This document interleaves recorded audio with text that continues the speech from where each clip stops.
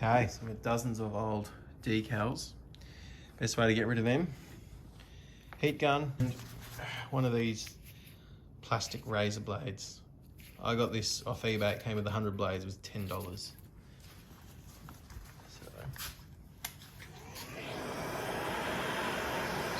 heat in it.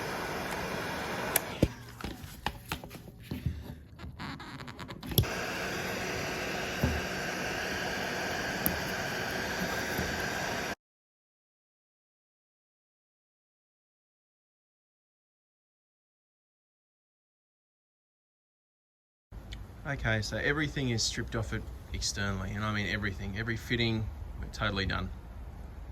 So you think now you can jump into sanding. There's a few things you got to really watch out for. It might make sense to just jump in and try and sand off all these little silicone bits and stickers and that sort of thing, but what that does, it sands silicone and polymers into the paint, and that causes you a lot of issues down the line. The paint will bubble, it just won't sit right. So before you sand, you really got to take time and get all these off. The only thing that will really break it down is acetone.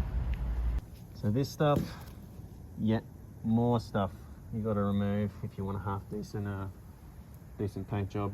So fun times ahead with the angle grinder and the layered disc.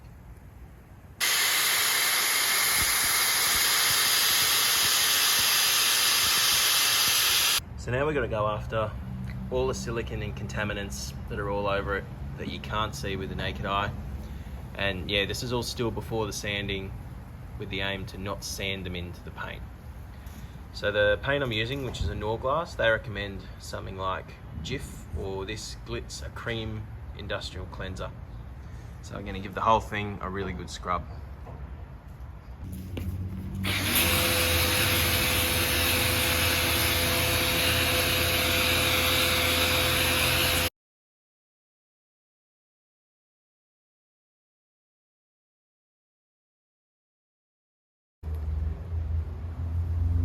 So it's all cleaned down, it's all scrubbed down, it's as clean as it's going to be. So I'm now going to jump into doing the actual sand back for paint. So for that, I'm just using my orbital sander. Some people go for a rotary. These do it just fine. Because it's a boat and everything is curved, big fan of always using one of these interface pads.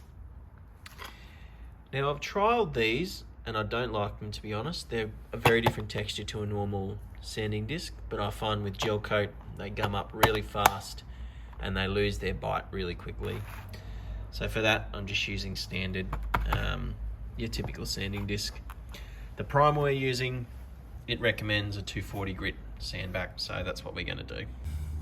Get these big syringes for about $2 each, shipped to Australia. I reckon it'll be even less to the States. Best way to apply your Cabasil.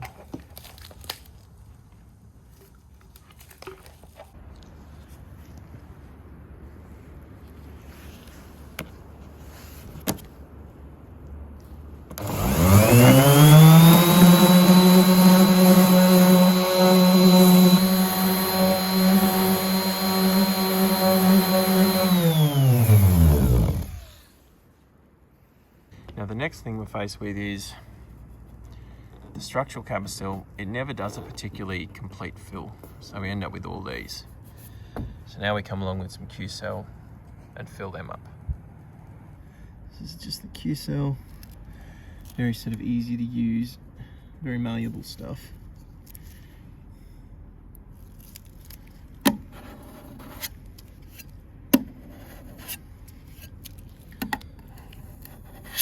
What else would you rather be doing with your Friday night?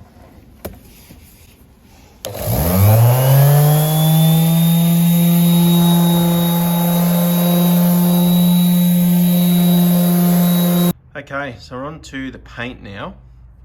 So the one I've gone with, as always, is Norglass. It's one of the leading Australian brands and it's a lot better value than anything like Jotun or Alex Seal or anything, especially here.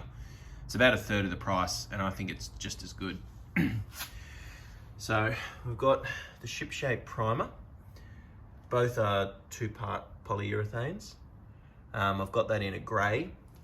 You can't buy it just off the shelf in the grey. It always comes in a white, which I think is stupid because when you brush the top coat white over it, you can't tell where you brushed. So I've gone for the grey primer. It's a standardized thinner for all of them, and then they've got their own branded like pre-cleaner wax and grease remover. Now, unlike the last time, I'm actually rolling it. I do really think in an environment like this, without a spray booth, just knowing the fact I'm gonna get runs, I'm gonna get a much better finish and a much easier job rolling.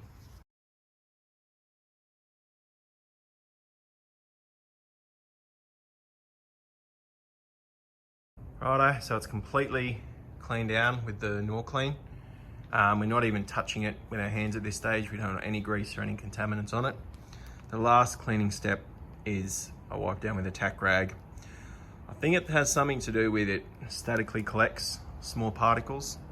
But yeah, it's just a final contaminants remover. Righto, so this thing, it's got a very sort of sticky texture to it. It almost feels like it's leaving honey or something on your hands. Undo it, scrunch it up, just work your way over it. So we're very clean now. If you looked at it in the light, as that tack rag went along, it truly did get like every speckle of dust. So I really recommend getting one of them. And we are ready for paint. Okay, this is our first coat of the grey ship-shape primer. So these are always superior. These are a 3-to-1 mixture. So these just make it really easy. They give you all the amounts. We're gonna mix up a fair bit.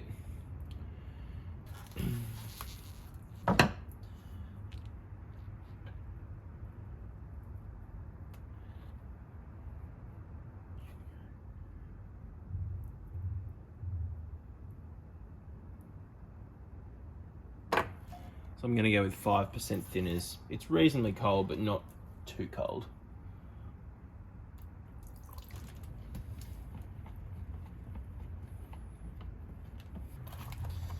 So these are the rollers we're using.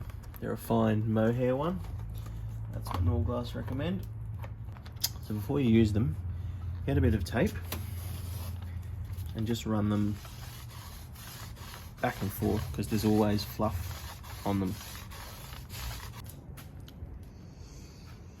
So it's going down okay. It's very streaky stuff. Like, I don't know, maybe it's just the white I've used in the past wasn't, but you know, the grey primer is. Okay, night number 2 at this, ready for our second coat. It definitely did dry, patchy in some places with a little bit of white visible, so definitely seems to need a second coat at the rolled on. I'm gonna thin it a little bit more tonight. I'm wondering if that was part of the problem. It was a cold night and I only thinned it sort of 5%, so I've done the full 10 tonight.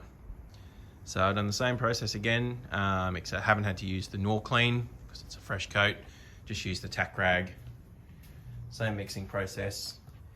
And we used exactly half of it yesterday, so the rest of it today. So even with more thinner and doing a second coat, I was still getting sort of real divides between each roll, like visible and sort of feelable divides with those mohair rollers, and it was really starting to annoy me. So I had a few foam rollers floating around, and I tried one. I changed to this about halfway through and it solved all the issues. It makes sort of blending one to the next just so much easier, and there's no, it doesn't leave a visible line, or it definitely doesn't leave a visible line that you can't then correct, which I was finding was pretty much impossible with the mohair ones. So using these from now on. Righto, so that's it, cured for a minimum of 2 days, but in this case, nearly 2 months. I was away and in lockdown. So I gave it a bit of a wash down last night because it did accumulate a lot of shit, but I don't think that would normally be necessary. So as per their instructions, we're going to sand the primer with 400 grit.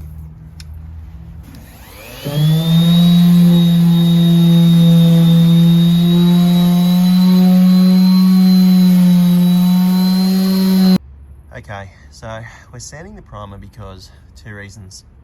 Firstly, to get rid of this orange peel. You can see just here in the camera light. It'll make the top coat a lot flatter.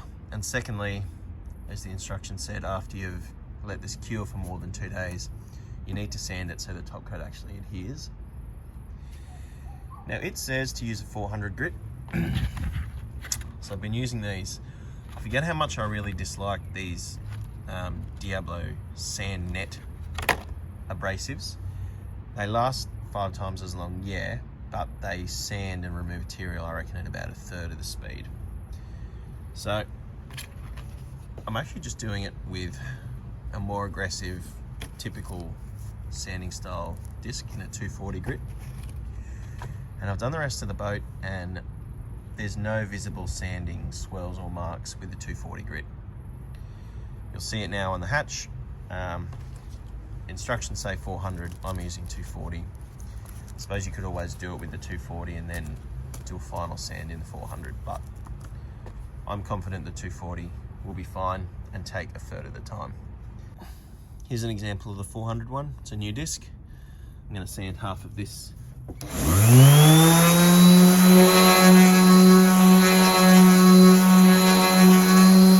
So now we're going to do this half with a brand new 240, just your typical type pad.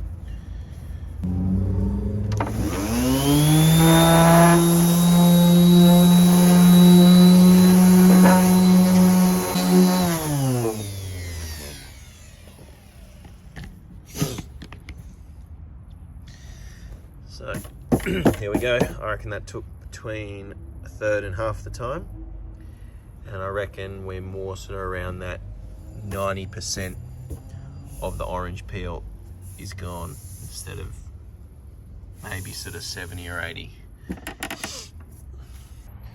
Righto, so even with the 240 grit discs, that took, I would say, 6 hours to do all up. That's what it should look like. Yes, you should have sanded through in multiple spots. If you haven't sanded anywhere near enough material off. So I'm going to give it a good blast down with water and some detergent, and then we can look at top coat. So this is the wax and grease remover or surface cleaner we're using. It's the same brand as the paint we're using, so I'm sure wax and grease remover would be fine, but we just can't go wrong with this. 2 rags, one to do an initial wipe, and then one that you keep turning to do a really clean final wipe. So here's the painting area. It's no spray booth, but I've just got a drop sheet to stop any shit from falling on it. Also sweeped and given it a pretty good hose out. Any sort of big areas of dust accumulating, I've soaked all them down, so hopefully we don't get any we don't get too many contaminants. Righto, it took a few hours, so that's done. Next step up, just like before, doing it with a tack rag. Righto, so here's our very expensive, very important top coat being mixed up.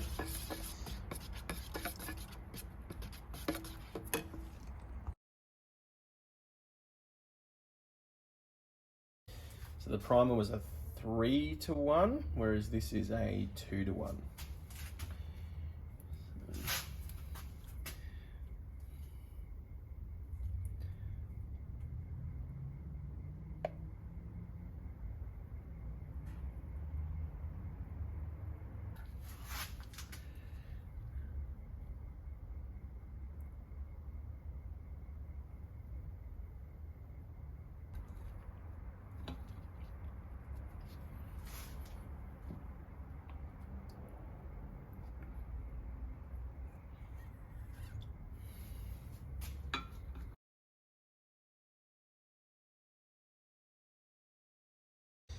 So if you're paying attention there, you notice I did fuck this up.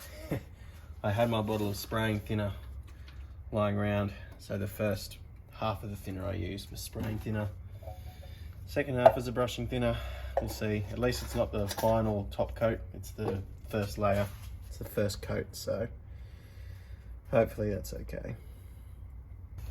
Now I'm going to do a little comparison here with rollers, because I found with the primer the foam ones worked a lot better, but Norglass recommend these, so we'll see.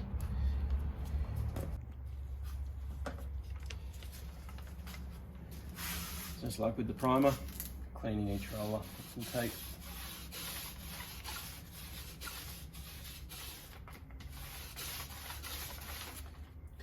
As after it's mixed, definitely let it sit for 10 minutes. I think it just sort of helps it chemically mix a bit more. And absolutely use one of these. There's definitely some contaminants in that syringe I used.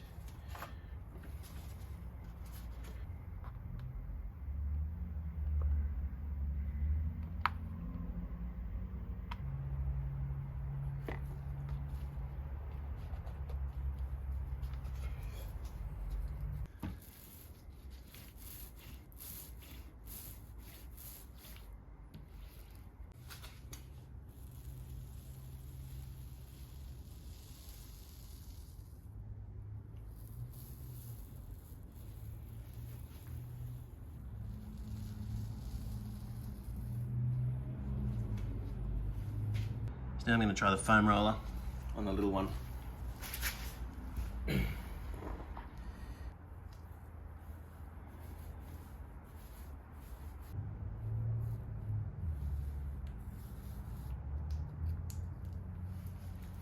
Foam roller, absolutely no doubt about it. Less lines, less streaky, doesn't leave lines between each one. This is the technique I've found worked the best.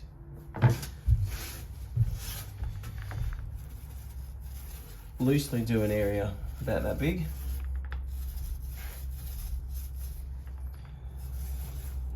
Go back and then do a thorough cover.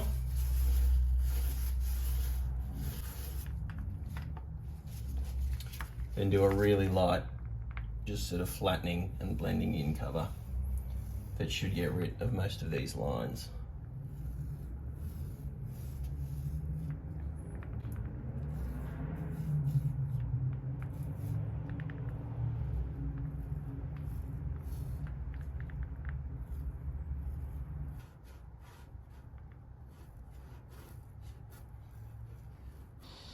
Okay, I think that took probably 3 hours all up. That's the first coat of top coat done. It did flow out a lot flatter than the primer stuff did. The disc colours you see, they're mainly just bits that are slightly thinner and you can still see the primer through it, and they should all disappear in the top coat. But like, looking at it under the light, it's pretty flat. It's pretty good. I'm happy. So here we are the next day. Pretty happy with it in the end. The brushing lines, they all flattened out really well. Still wasn't quite thick enough to completely mask the primer in some places, but that's why we're doing a second coat. The only complaint I've got is that there's a fair few of these little bits of foam that came off the roller. I'm able to pick most of them off, but there are a few of them in some spots, but then there's big areas where there isn't any. Now comparing it to our hatch painted with the mohair, no of the little contamination blotches, but the lines are really visible there. So I would still pick the foam roller. So according to Norglass, as this dried, there's chemicals that will come to the surface that it's best to remove. So before the second coat, even though it's only been 24 hours, we're going to use the Norclean again.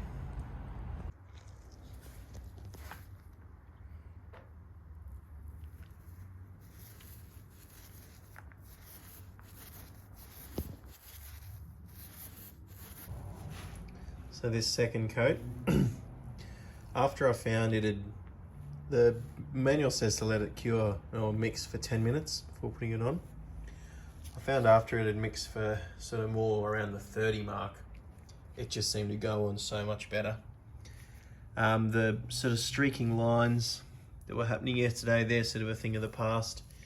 I'm finding you've got to do very little in the way of tipping, and it's just about perfect, I reckon. that's that second coat down. I'd say after the mixture had sat in the tin and mixed for maybe about half an hour as I continued to put it on, it just seemed to go on better and better. There became less and less of a need to do those sort of tipping and flattening out strokes at the end of it. It just went on really flat. There's no brush marks anywhere. Yeah, it's just about perfect, I'd say. The only imperfections are those little bits of foam. And from what I can tell, I think that happened because I messed up with the thinners initially, and that first coat had far too much of that spraying thinner. And I think that was breaking down the foam because it just didn't seem to happen on the second coat. So here is the final product of this paint. I'm actually videoing this in the shed in the light so you can see just how good the finish really came out. Yeah, honestly, if I took this to a shop and had paid for this, I'd be happy with it. I've got some photos of it in the light coming up now.